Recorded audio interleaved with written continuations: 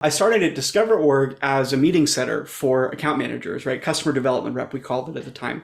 And moved into an account management role. So it was, sales, renewal and growth for existing customers at Discover.org.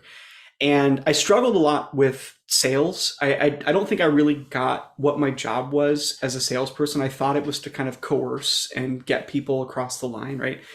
And so when customer success started at what was, I think at that point, ZoomInfo, because we were a combined organization, I was one of the first 8 people to be on the customer success management team for our West Coast. So everybody who came from the Discover.org organization.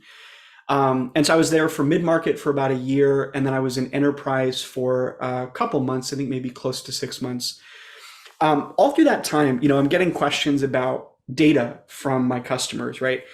And naturally, I don't like to know 99% of an answer. I chase, I want to fully understand it for myself, right?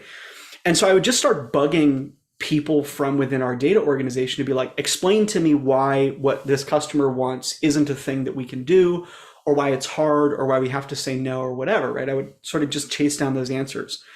We're pretty heavy Slack users. And so when my peers would ask similar questions, I got to say, oh, hey, I talked to the person who, runs this process and they explained it to me this way. See if this helps.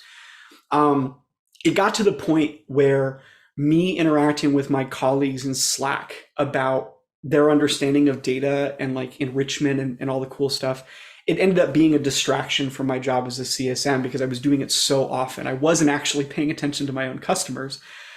Which of course was very frustrating for the people that I reported to. But in 2020, so just a little bit after we all went home from COVID, at the time he was our Chief Innovation Officer, he put a meeting on my calendar and basically explained it like this. He's like, people keep coming to me and the people who run our data organization and they're asking questions about how data works.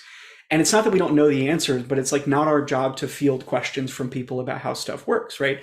You seem to be pretty in tune with that. You seem to get it. And you also seem to be really interested in helping people understand this stuff. How would you feel about that being your full-time job? Just being the person we send people to with data questions, right? I was over the moon. I was super excited. I was like, oh, I just get to nerd out all day about data stuff, right?